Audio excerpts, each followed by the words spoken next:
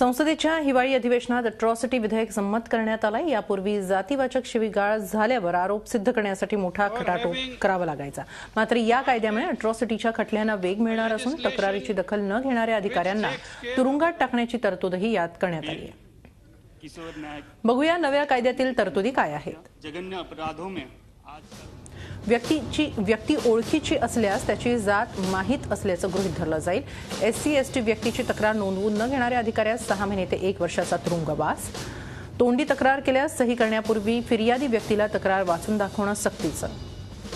नोंदवलेल्या तक्रारीची किंवा गुन्ह्याची अधिकृत प्रत देणं ही बंधनकारक। प्रत्येक जिल्ह्यात विशेष न्यायालय। खटल्याचा निकाल 2 महिन्यांच्या आत देणं बंधनकारक असेल। आव्हान याचिकांवर हायकोर्टांनाही 3 महिन्यात निकाल द्यावा लागेल। पीडित आणि साक्षीदारांचं पुनर्वसन राज्य सरकार करणार आणि हे देखील गुन्हे असतील। गळ्यात चपलांचा हार घालणं, बळजबरीनं आणि चुकीच्या पद्धतीनं जमीन बळकावणं, देवदास आणि त्यासारख्या प्रथांमध्ये सहभागी होण्यासाठी जबरदस्ती करणं, मानवी आणि प्राण्यांचे मृतदेह वाहून नेण्याची सक्ती करणं, हातानं मैला वाहून नेण्याची सक्ती करणं,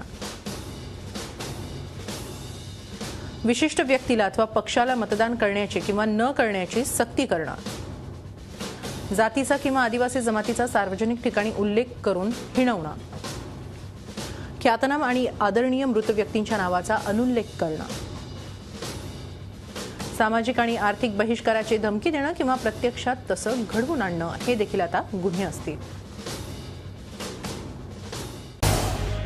झी 24 तास रहा एक पाऊल पुढे।